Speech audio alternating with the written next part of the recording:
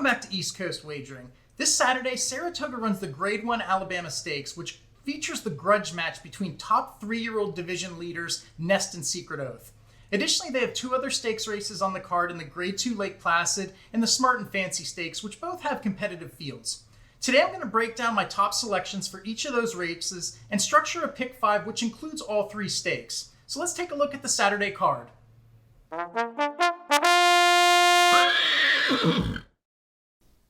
I'll start with the Grade 1 Alabama, which is race number 10 on the card. And as I mentioned before, we get the top 2 3-year-old fillies in this race, duking it out for the 3rd time in Nest and Secret Oath. Secret Oath won the Kentucky Oaks, but Nest turned the tables on that one in the Coaching Club American Oaks in dominant fashion. In that race, both fillies contested the lead and by the top of the stretch had drawn to the front side by side. From that point on, it was all Nest as she poured it on to win by 12 lengths. Secret Oath did hold second over Nostalgic, who tries the top 2 again this Saturday. Nest is 1-2 on the morning line, and I honestly don't know that any of these can beat her with her current form. The main question in my mind is, can she win impressively enough to convince her connections to try the boys in the Breeders' Cup Classic rather than the distaff? Where Nest seems to be progressing each start, it looks like, to me, Secret Oath is regressing. In fact, I would consider using Nostalgic over her in vertical bets. Ultimately, though, I see Nest as a single this race and will try to find value in other races in the pick 5. If you do want to try beating Nest in this race, I think the most logical horse to choose isn't Secret Oath, it's actually the number 3 Gerrymander. Gerrymander won the Grade 2 Mother Goose last out, beating the very highly regarded Juju's Map. She surged to the lead, but then faded back to 3rd. Coming into the stretch, she angled 3 wide and pulled away from the 2 favorites to win by 3 lengths. It was her first attempt over a mile, and I love the way she relinquished the lead, but still was able to surge late for the win. The fact that she is drawn inside of Nest and also the possible pace setter She's Keen may force her to use a bit early to establish position the way she did in the Mother Goose. However, it will likely not work in her best interest to get into a speed duel, and I don't think she wants to let Nest get the jump on her. I don't love her chances for the win, but I do think she is the most likely horse other than Nest. The number 2 Goddess of Fire gets blinkers on for the first time today, and she comes in off a 2nd place finish in the Wilton Stakes. She rallied from well off the pace and attempted to surge up the rail, but seemed to flatten out a bit late and barely nosed out the 3rd place horse for 2nd. She is a nice filly, but I don't like how she doesn't want to finish out races. Maybe the blinkers will help her stay focused though, and I could see her possibly getting a minor share, but I don't really like her for the win here. The 2 big prices here, the number 1 Scratch Cat and the number 6 She's Keen, I'm not really interested in at all. This seems like a tough ask for both of these class jumpers, and to be honest, I wouldn't be surprised if maybe one of them scratches before post.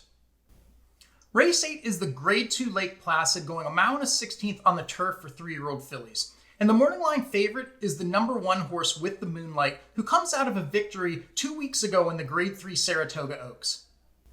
She stalked the pace that day, went very wide into the stretch, but still held off the very nice filly who beat her the prior race, McCulloch. I think she is a deserving favorite, but I'm going to take a stand against her.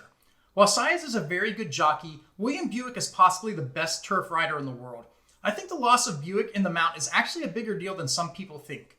I also don't like the 2-week turnaround against a field that's equally, if not stronger than the previous field she faced. She may get a soft pace setup, but on the Saratoga turf course, that's not worked particularly well for the horses on the league in compact fields.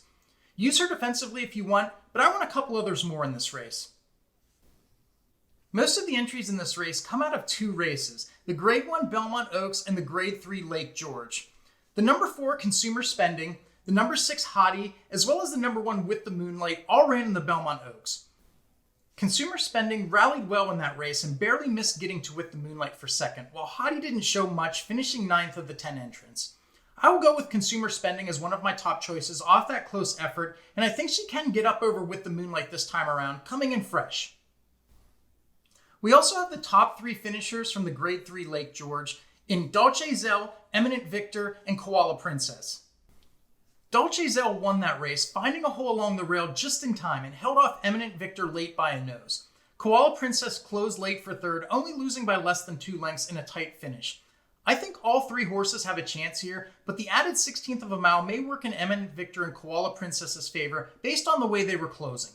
I'd argue that Dolce Zell wins by more in that race though, if she had not been pinned in for so long, and she did battle gamely, but the question is how much did the checking and weaving take out of her? Out of the three, I prefer the biggest price, Koala Princess, who ran well with a long layoff, and she stretches out having never run more than a mile. Both Dolce Zell and Eminent Victor are in play as well. Really depends on how deep you want to go this leg. Sandwiched in between the two graded stakes races is the Smart and Fancy Stakes going 5.5 furlongs on the turf for fillies and mares 4-year-olds and up. And 4 of these horses come last out of the Grade 3 Caress Stakes, won by the number 3 Robin Sparkles on the front end. I think the main contenders here are in this group of 4. I'll use the number 6 Miss J. McKay as my top selection, hoping that she can finally get a clean trip. She ran 4th but had a very rough trip and still almost got up, losing by less than a length. The number 8 Lady Edith is a must-play as well in my opinion, as she seems to be improving each race and made up a ton of ground late in the Caress to get 3rd. The number 9 Caravel should get a cleaner trip here from the 9 post, but will have to contend with other speed horses like Robin Sparkles for the early pace. The number 1 is the morning line favorite and will take some action as well. She last out won in the Andy Guest Stakes at Colonial Downs. This field is much tougher than that one though that she last faced. Though this is Change of Control's preferred distance, as the 6-year-old mare has tried it 22 times with 7 wins to show for it. I don't think you can dismiss this one entirely, but I just think the group coming out of the Caress are in better form, plus they have the benefit of the trip over the Saratoga turf, as Change of Control has never actually run here. So here's how I'll play the pick 5. The sequence starts with a difficult 2-year-old race with mostly first-time starters, so I'll go deep to start using the number 1 Expected Value, the number 3 Summon Your Courage, the number 4 Bat Flip, the number 5 Echo Again, and the number 8 Classic Legacy. In the Grade 2 Lake Placid, I'll use the number 4 Consumer Spending, the number 5 Dolce Zell, and the number 8 Koala Princess. In the Smart and Fancy, I'll use 3 of the 4 runners from the Caress, with the number 8 Lady Edith, the number 6 Miss J. McKay, and the number 9 Caravel. I'll single number 4 Nest in the Alabama, and to round out the pick 5, I'll use the number 4 Wicked Fast, the number 6 Saratoga Flash, the number 8 Barnegat Light, and the number 12 Box and Score. The total is $90 for a 50-cent bet. So that's how I see this very difficult late pick 5 sequence. I do think there's some other horses here that do have a shot in some of these legs. If you have more budget available, go a little bit deeper if you see some other horses that you like. I wanted to keep it on the budget-friendly side, so I was keeping it under $100, and I got it at $90.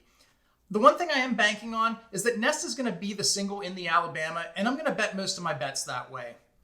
This is Jeremy Pielmeyer for East Coast Wagering. Thanks again for watching my video, and I'll see you again soon.